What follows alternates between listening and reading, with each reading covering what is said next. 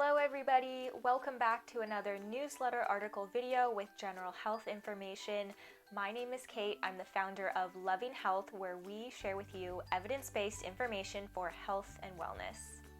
We send out our free email newsletters every 2 weeks, so if you would like these sent straight to your email, send me an email at lovinghealthforme@outlook.com and I will get you signed up for those right away.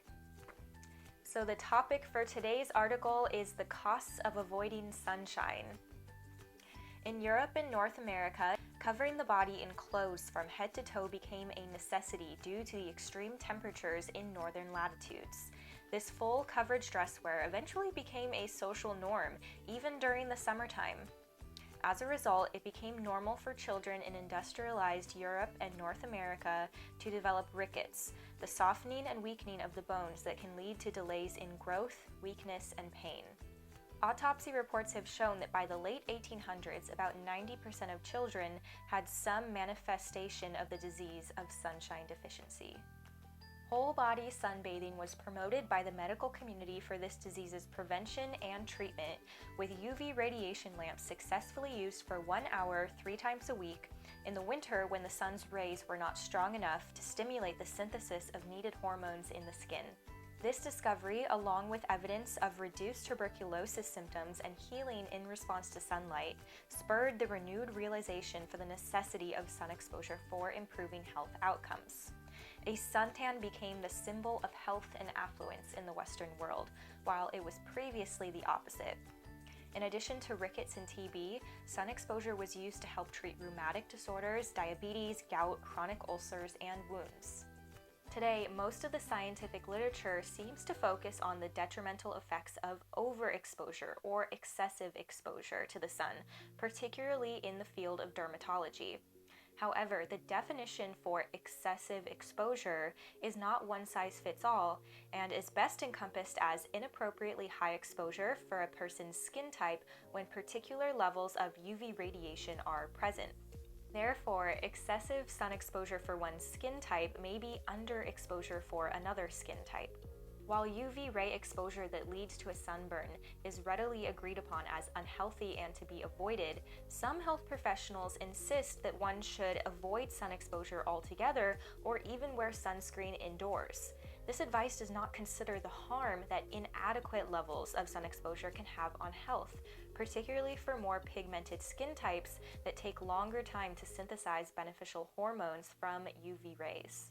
A study that followed a cohort of Swedish women demonstrated the detrimental effects of not enough sun exposure on all-cause mortality, cardiovascular disease, and cancer, including life expectancy for skin cancers. Data was collected for 29,000 participants, which included risk factors such as sun exposure, smoking habits, and alcohol consumption. After a 20-year follow-up, avoiding sun exposure was associated with a 60% increased risk of death from cardiovascular disease, or CVD. This finding was dose-dependent, which meant any amount of sun avoidance increased CVD mortality, but more specifically, a larger amount of avoidance produced a larger increased risk of death. For smoking mortality, the smokers that had the highest sun exposure not only had a greater life expectancy than those with the lowest sun exposure, but had a similar life expectancy as non-smokers who avoided the sun. These results demonstrated that avoiding sunlight can be as detrimental as smoking, with one of the researchers labeling it as a life factor that could endanger health. Of the participants that developed non-malignant skin cancer, those that had the highest sun exposure had the best life expectancy. This study showed that women with this non-malignant skin cancer that avoided the sun had a worse prognosis than those with high UV exposure. So the ones with the greatest sun exposure actually had a better prognosis, they had better predicted outcomes, and they lived longer. What about cutaneous malignant melanoma, which is the more life-threatening form of skin cancer? Known factors for increased incidence of MM are excessive UV exposure through repeated sunburns and frequent use of tanning beds. While UV radiation from sun exposure is a risk factor for MM, the type of sun exposure makes all the difference. Sunburns are associated with a doubling of the risk of melanoma, but non-burning sun exposure is associated with a reduced risk. Consistent with this association are numerous studies showing that outdoor workers have a lower incidence of melanoma than those that work indoors. Melanomas have also shown to appear in areas that are not generally exposed to sunlight. So a lot of UV exposure on skin that is not used to being exposed to the sun is actually a lot more harmful than getting small doses of the sun every day or on a consistent basis. Research has shown that the body has various methods of counteracting the DNA damage to the skin which can occur with sun exposure, such as DNA repair mechanisms, reduced proliferation, enhanced apoptosis, and anti-inflammatory effects. Some of these effects are thought to be related to the beneficial hormones synthesized from sun exposure, more commonly known as vitamin D. Eating a diet rich in antioxidants has also shown to protect against UVA and UVB skin damage. Inadequate acclimatization to UVR or not building up a tolerance to UV rays by avoiding sun exposure increases the risk of sunburn, along with its corresponding increased risks of skin cancer.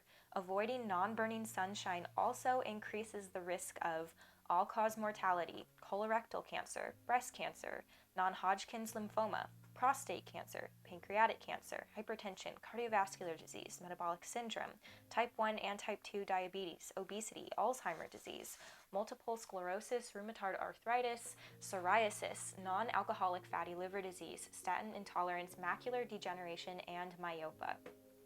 No matter their skin type, everyone should avoid an excessive amount of sun that results in burning. However, striving to achieve an adequate amount of non-burning sunshine brings various health benefits, while avoiding the sun altogether is detrimental to overall health and all-cause mortality. That's it for this topic. If you like the studies or references for this article, please reach out to me with an email at lovinghealthforme@outlook.com or join our newsletter subscriber list and you'll get the references sent straight to you. If you enjoyed learning about this topic and you found it helpful, please like and share this video and subscribe to our channel for more evidence-based health information. And I'll be back with you next time with another topic on general health information. Bye guys, see you next time.